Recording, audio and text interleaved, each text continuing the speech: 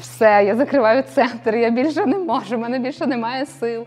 Я ніколи в моєму житті жінка в чорному елегантному пальто не годувала мене борщем. Фактично за день, я досі це не вимовляю, як це взагалі можливо, але як виявилось так, ми знайшли просто все. Я сміюсь, кажу, що ми як Амазон в гуманітарній сфері, тому що ми отримуємо допомогу від усіх і допомагаємо теж фактично усім зараз. Ми відкривались, працювали і будували процеси одночасно. І це було дуже складно, тому що, по-перше, всі вчились на ходу, і теж багато іноземних журналістів запитувало, а ким ви працюєте? Кажу, я власник юридичної компанії, я адвокат.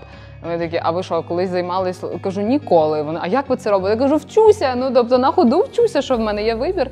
Боже, там всі вмирають. Це кажу, так, видихнули, тихо, все спокійно. Маяки не падають в шторм, не приєднуються до шторму, не істерять разом із штормом. Вони стоять і світять, це їхня робота. То я намагаюся не подумати про те, наскільки сильно я втомилась, навіть не допускати цю думку, бо зараз не на часі. Ми краще, ніж Том Круз. У нас немає Mission Impossible, у нас всі місії виконуються. Я сіла собі, кажу, Інга, окей, ти вмієш робити неможливі речі. Зараз війна – це найбільший виклик, який перед тобою будь-коли ставався. Це найважча справа, яка будь-коли в тебе була. Але ти ж вмієш робити неможливе. Давай будемо боротися з війною всіма можливими способами. Зараз, як би це не було прикро визнавати, але до України починають звикати. І це найбільша проблема, бо цього ні в якому разі не можна допустити. І ще одна, звісно, проблема, над якою я дуже багато думаю, і теж зараз це одна з найбільших, найголовніших. Дуже багато людей-волонтерів центру їдуть з країни, тому що в них немає роботи.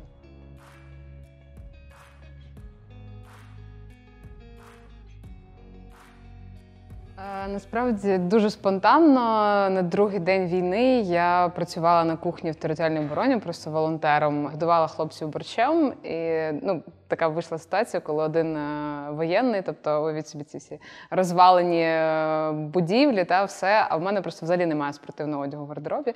І він каже, що ніколи в моєму житті жінка в чорному елегантному пальто не годувала мене борщем. Ми обоє посміялися, але він якби так кинув таку думку, що, тобто я дійсно подумала, що зрештою, маючи 2 освіти і купу досвіду, тобто я можу зробити більше. І в той же день я просто бачила, з одного боку, це дуже крутий приклад, що коли люди дізнались, де знаходиться територіальна оборона, буквально за кілька годин ворота перед територіальною обороною були просто завалені допомогою, яку вони принесли. Але я розуміла, що це треба менеджерити, тому що це хаос. Тобто, по-перше, про воєнних взагалі не мали знати. Всі дізнались про це за добу, всі навезли купу всього. Люди майже там, ледве не били, щоб це не складати. Воєнні не довіряють, бо вони вперше побачили такий, як це, чекайте, ми не можемо приймати, їжу від Бог зна кого.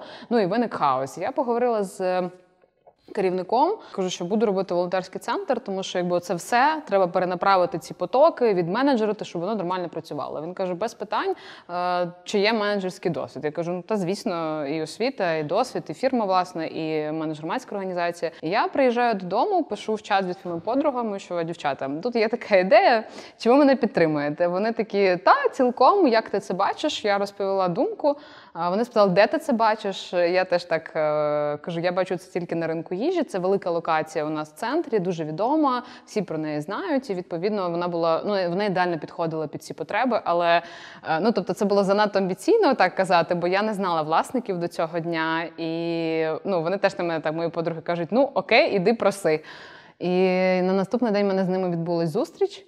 Вони за 5 хвилин погодилися, просто розповіла всю ідею. Вони, питань нема, коли ти збираєшся відкривати. Я кажу, завтра. Вони так подивилися на мене, я кажу, у нас нема часу. Фактично за день, я досі це не вимовляю, як це взагалі можливо, але як виявилось так, ми знайшли просто все. Приміщення, людей, ресурси, принтери, комп'ютери, транспорт, все. Тобто все було організовано за день.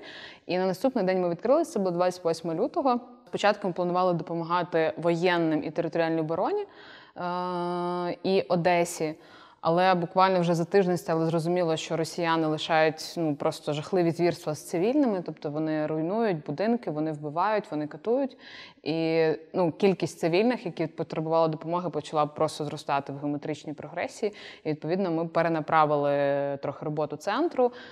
Теж відкрили 4 додаткових пункти для саме допомоги переселенцям, людям, які втратили роботу, стареньким, які залишилися, діти поїхали. поїхали, і про них треба було дбати, всім там соціально незахищеним верствам населення. І відповідно спільно з владою ми відкрили цих 4 пункти окремо, які допомагають. А цей перший центр, який, власне, такий хед-центр, як я його називаю, він зараз лишився для прийому обробки корпоративних замовлень. Тобто ми там лікарням допомагаємо, великим воєнним частинам, більш такі якісь серйозні замовлення. Складніше їх дістати, можливо, або вони великі за обсягом, теж доставляємо, працюємо. Я сміюсь, кажу, що ми як Амазон в гуманітарній сфері, тому що ми отримуємо допомогу від усіх і допомагаємо теж фактично усім зараз. Так воно і є. І це допомога від місцевого населення, це від бізнесу, це від релігійних установ, від закордонних організацій, від влади також. Тобто максимальна кооперація. Перші дні допомагали Одесі в основному, то зараз Миколаїв – це супер наш величезний пріоритет, тому що ми розуміємо, що в нас мирне небо в Одесі тільки тому, що Миколаїв тримає цю оборону просто фантастично. Так само Херсон, наскільки зараз йому важко зараз допомагати, бо він в окупації, але все одно намагаємось там туди возити Маріуполь. Теж дуже проблемне. І останні тижні це був і Чернігів, і Харків, і Суми, і Київ. І кожного разу ти отримуєш ці заявки, і кожного разу ти такий, о Боже, ще якийсь регіон, де нам взяти на це гуманітарну допомогу, але ти дивишся на ці заявки, і ти не можеш відмовити. І ти просто шукаєш цю гуманітарну допомогу, щоб ще і ще. І тому фактично за 2 місяці з центру, який не існував, ми перетворились на один з найбільших на півдні, який допомагає там, як мінімум, всій східній Україні. І це дуже непросто, тому що обсяги потреб зростають. Зараз дуже сильно впала кількість гуманітарної допомоги, яка надається. І а ти бачиш іноді такі заявки, коли просто хочеться плакати. Там люди просять 100 буханок хліба. І це в 21 сторіччі це просто жах. Серйозно. І тому відмовити їм ти не можеш. Просто ти шукаєш ці ресурси з-під землі, як я кажу. Я буквально перед своїм від'їздом команді тож тут вони такі, Боже, ти їдеш, як ми без тебе? Кажу, так, я не їду назавжди, я на кілька днів, але я сказала фразу, з якої фактично почався цей гуманітарно-волонтерський центр, що все почалося з того, що я подумала, що я можу більше. І я сказала, люди, кожен з нас може зараз більше. Ви повинні про це пам'ятати і виходити за межі всіх можливих ваших, всього чого досвіду, який ви робили колись, кожен з вас може більше. І весь гуманітарно-волонтерський центр у нас – це яскравий тому приклад, тому що все виросло буквально з моєї однієї думки, що я можу більше. І зараз теж кажу, будь ласка, кожен згадайте про всі свої ресурси, про будь-які зв'язки, про будь-що, чим ви можете допомогти, щоб ми змогли покрити оці зростаючі потреби. Тому що кількість біженців зростає, кількість розруйнованих міст зростає, кількість людей, які втратили роботу, зростає. Тобто дуже сильно. При цьому бізнес ледве намагається повертатись до життя. Все одно якась частина бізнесу втрачена завжди, тому що люди або поїхали, або їхній вид діяльності нікому не потрібен зараз, або він зруйнований, фактично, просто ресурси під Києвом, в Харкові і так далі. І відповідно, в умовах, коли кількість людей, які потребують допомоги, дуже сильно зростає, а кількість тих, які може їм допомагати, падає, це зараз, мабуть, найбільша складність, яку треба вирішити.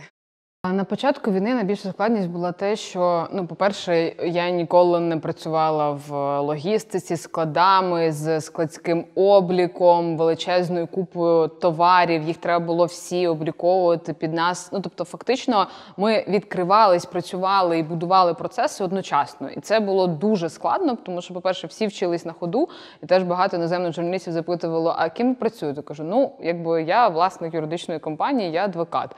Вони такі, а ви що, колись займались? Кажу, ніколи. Вони, а як ви це робите? Я кажу, вчуся, тобто на ходу вчуся, що в мене є вибір. І, так, звісно, дуже сильно допомагали друзі, які максимально теж долучилися. І я навіть сміялася, сказала, що у нас на квадратний метр центру кількість людей з диплому MBA просто, мабуть, зашкалює. Але тим не менше, тобто це все одно довелось одночасно з обробкою величезної кількості замовлень будувати всі процеси всередині, домовлятись з купою незнайомих людей. І плюс кожен з цих людей десь керівник у своєму власному бізнесі, і він звик командувати. І між цими всіма людьми доводилось домовлятися. Це були різні стилі управління, це були різні стилі лідерства. Тобто дуже такий конфлікт інтересів, тому що всі сильні особистості, якщо ми беремо такий, скажімо так, C-level центру. Але з часом, тобто налагодження цих процесів, шукали компроміси, вдалося вбити цю українську приказку, що на 2 козаки 3 гетьмани, тобто все-таки ми домовилися і налагодили ці процеси. Це було на початку такі найбільші виклики. Потім зараз інша потреба – це саме в гуманітарній допомозі, тому що якби перші тижні у всіх був шок, і всі нам дуже максимально хотіли допомогти. Зараз, як би це не було прикро визнавати, але до України починають звикати. І це найбільша проблема, бо цього ні в якому разі не можна допустити. Постійно потрібно підтримувати цю проблему на світовій повістці дня і нагадувати, що вона існує, вона не вирішена, вона посилюється, а це така властивість психіки людської, коли щось дуже болюче, дуже неприємне, дуже шокуюче, максимально дистанціюватись від цього, тому що це дуже багато болю, якого просто неможливо витримати. І зараз ми думаємо про те, яким чином міняти роботу, щоб все-таки продовжувати залучати ресурси, яких не вистачає, і при цьому підтримувати оцю проблематику на рівні взагалі світової спільноти для того, щоб не дозволяти забувати про цю проблему, про війну в Україні, не дозволити світовим країнам і лідерам, в тому числі, абстрагуватись, відмахнутись і жити, ніби нічого не сталося. І ще одна, звісно, проблема, над якою я дуже багато думаю, і теж зараз це одна з найбільших, найголовніших. Дуже багато людей-волонтерів центру їдуть з країни, тому що в них немає роботи. Тобто це не вони плачуть, вони не хочуть їхати, вони навіть не кажуть нам начхати на бомби і будь-яку загрозу з боку вторгнення, тому що Одеса досі під загрозою російської окупації постійно, але вони їдуть, тому що вони не можуть знайти роботу. І це найбільша трагедія зараз. Як її вирішувати, я теж багато думаю, спілкуюсь з бізнесом, з владою, тому що оце те, що на повістці дня, і я просто мрію про те, що ми знайшли якийсь спосіб, наприклад, щоб європейські країни дозволили наймати українців дистанційно, працювати зараз дуже багато видів роботи можна робити онлайн, але щоб вони не їхали туди і не там отримали всі ці статуси біженців, переселенців і так далі, а щоб вони лишались в країні, бо вони справді не хочуть їхати, але вони кажуть, єдина причина, чому усміхти, це пошуки роботи десь там в Європі, в США, бо тут, складно. І оця проблематика, в принципі, в нас і до війни була проблема структурного безробіття, коли власники бізнесів не могли зустрітися з найманими працівниками, вони один одного шукали. А зараз вона дуже загострилась, тому що бізнеси втратили частину команд, як правило, люди поїхали, половина бізнесів каже, ми навіть не знаємо, де половина цих команд. Хтось вже не хоче повертатися і ніколи не повернеться, це теж треба розуміти. А є частина людей, які втратили роботу, і їх треба з'єднати в рамках однієї країни, також якимось чином створити підґрунтя для того, щоб там можна було працювати, офіційно працевлаштовуватись, але лишатись в країні тут. І таким чином можна було б заводити кошти в країну, і це, кажу, для багатьох волонтерів. Я просто у нас 300 волонтерів на всі 5 центрів, і проблема роботи і заробітку – це найбільш гостре зараз. Це дві проблеми – залучення гуманітарної допомоги, вирішення проблеми з роботою, власне, для волонтерів. І третя проблема – це підтримувати Україну на світовій повістці дня, тобто, щоб про неї пам'ятали, не могли абстрагуватись, бо тоді це буде таке, щоб ми не лишились самі в цій проблемі. З моєю професійною діяльністю, звісно, дуже сильно впав обсяг клієнтів замовлень, але рятує те, що після 2014 року в Одесі в нас ця ситуація була значно гостріша, ніж, наприклад, там у Львові і в Києві. У нас вже була серйозна загроза, що там буде Одеська Народна Республіка, і це прям була, я теж була учасником цього, називаємо, партизанського руху тоді. І я тоді для себе прийняла рішення, що я не хочу більше, щоб мій бізнес і моя робота завжди залежало тільки територіально від одної місцевості, бо тоді ми втратили 90% всіх клієнтів, і було дуже-дуже складно. І ми цей раз, я розвивала київський, львівський напрямок, ми працювали, я налагодила, що ми всі процеси працювали в онлайні, тобто ми фактично, точно працювали по всій країні, ходили в суди по всій країні, 90% роботи ми робили дистанційно. І це дуже врятувало зараз, фактично, коли все зупинилось, там Харків, вся Східна Україна, Київ постраждали, Одеса, Миколаїв, за рахунок Західного регіону ми ще якось і тримаємось якимись замовленнями. Хоча, чесно, коли це все почалося, одразу сказала команді, кажу, я нічого не можу обіцяти. Звісно, поки нікого не звільняємо, але я зроблю все можливе, щоб я далі могла платити вам заробітну плату. Але я не можу нічого обіцяти. Вони кажуть, ми все розуміємо, якимось чудом березень, квітень ми закрили. Я кожного разу зараз просто, коли кожен новий клієнт, це я прямо в голові так, у цього буде зарплата, з цього ми заплатимо податки, ще в цьому буде зарплата. Тобто це виглядає ось так. Це дуже теж складно. Але якось закрили. І дуже складно інше, тому що доводиться дуже багато працювати. Тобто фактично в 3 зміни Бо я там цілий день в центрі, і потім ще десь там в 6-7 я повертаюся додому і працюю юристом до ночі. І так щодня. І я досі не розумію, як я це витримую. То я намагаюся не подумати про те, наскільки сильно я втомилась, навіть не допускати цю думку, бо зараз не на часі. Але так, дуже непросто поєднувати і волонтерство, і юридичну роботу. Знаєте, якщо більшість там волонтерів теж вони беруть собі вихідні, вони там відпочивають, бо це насправді дуже складна робота, все це сортування, перебирання, ну тобто зносіння і так далі, то ти як керівник, ти все одно не можеш. І навіть коли я вдома сама, я все одно обдумую, так, треба написати в цей фонд, ще ця організація допомагає, ще з цим ми не контактували, все одно ти робиш цю роботу. І це дуже складно. Але то я вмовляю свій організм, так, ми переможемо, і я тебе відправляю в довгу відпустку на місяць в село до бабусі, тиша, спокій, і ти будеш відпочивати. Складно, дуже складно, насправді. Єдине, що я згадую в цей момент, мені колись моя мама розповідала, каже, знаєш, коли в тебе народжується дитина, все ж ти робив раніше цілий день, в тебе на це нема часу, і ти це робиш за 2 години. Кажу, мама, це неможливо. Вона каже, це можливо. От станеш мамою і зрозумієш. І я зараз зрозуміла, що вона була права. Бо те, що я раніше робила цілий день, його просто немає. От цього часу немає. Ти мусиш сісти за 2 години, переробити, тобто все, що ти раніше робив цілий день. І я зараз така, це оптимізація процесів. Тобто намагаєшся шукати якісь плюси у цьому, наскільки це можливо, щоб з цих лимонів зробити лимонад. Але дуже непросто, насправді, поєднувати і роботу, і всі ці якісь аспекти. Але поки 2 місяці ми закрили, і я знову там теж, якраз ми там вчора була виплата заробітних плат і всього, я теж кажу команді, вітаємо, ми ще 2 місяці, ще 1 місяць ми протримались. І знову я така собі, так, Інга, в тебе є 30 днів, щоб знову виконати це неможливе завдання. Якось так. Коли взагалі це все відбулось, я пам'ятаю, я ніколи не забуду цей день, 24 лютого, і вранці я, на жаль, чи на щастя, дуже добре сплю. Я не прокидаюсь від бомб, сирени і всього іншого. Це особливість мого організму, і я прокинулася від того, що вже дивлюсь на телефон, там 1000 дзвінків від усіх. Команди, батьків, друзів. Я думаю, господи, що сталося? І це був такий контраст, коли дуже красиве таке сонце, світло через вікно, дуже гарна погода, і я беру слухавку, там істерика, там плач, крик війна, я починаю розуміти, що відбулось. І в мене теж перша година, ти ходиш по хаті як примара, то хватаєш ту валізу, не хватаєш, ставиш назад, тоді я така, так, Інга, сіла і заспокоїлась.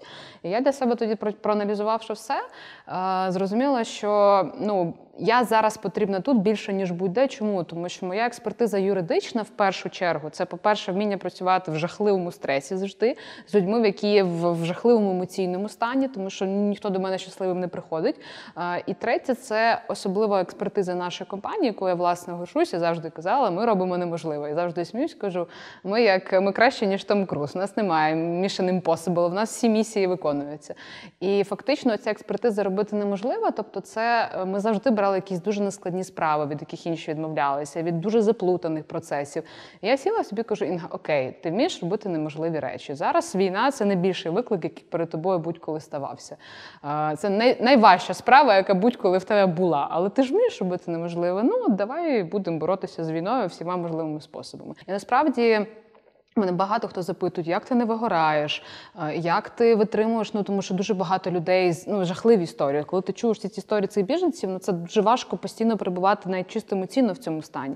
І я кажу, ці навики і адвоката мені дуже допомагають, тому що я звикла працювати в стресі, в емоціях, в болю, коли всі кричать, плачуть, кидаються, зляться, вони неадекватні, їм болить. І я знаю, що це нормально, я вмію це розуміти і вмію пропускати через себе, не залишаючи в собі слідів. Тобто, знаєте, це як привид.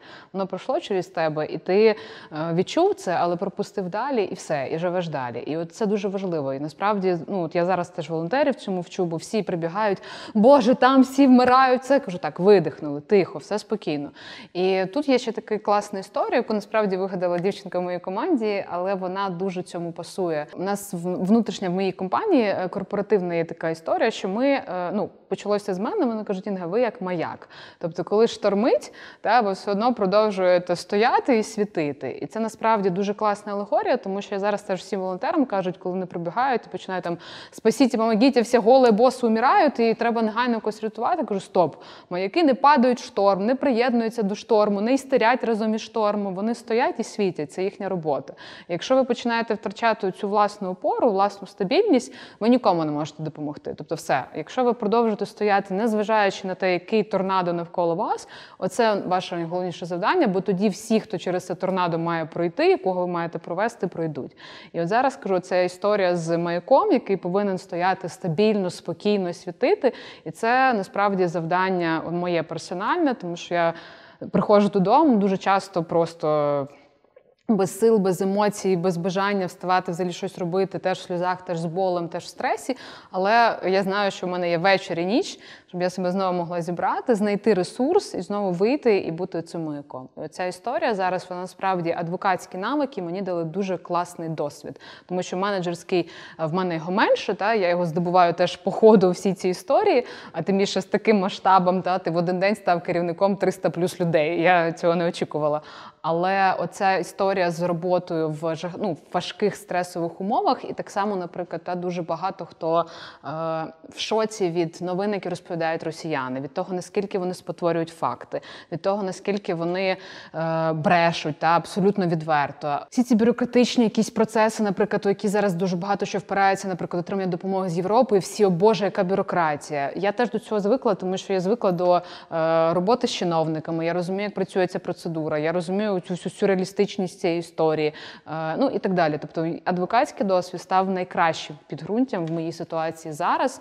І оце вміння тримати, як я кажу, простір, коли весь світ навколо розвалюється, оце, мабуть, найцінніший навик, який взагалі все зробив можливим. І насправді, взагалі, чесно кажучи, мені здається, що так, якщо підсумувати, то найбільше, я от буквально вчора знову переглядала цю книжку «Атлант розправив плечі», і там ж є дуже класна ця фраза, що коли один з героїв запитує, що б ти сказав Атланту, який стоїть, ледве тримає цей світ на собі, в нього прогинаються коліна, по ньому струменить піт. А що я можу йому сказати в цій ситуації? І він каже, як що, розправ плечі. І оця історія, я собі дуже часто нагадую цю фразу зараз, коли особливо складно, коли ти приходиш додому і такий, все, я закриваю центр, я більше не можу, в мене більше немає сил. І там сидиш, плачеш, потім така, так, Інга сіла, окей, зібралась, тебе до ранку маєш знову стати маяком і знову розправ, будь ласка, плечі. І ось так. Кожен наступний день це така маленька перемога над собою.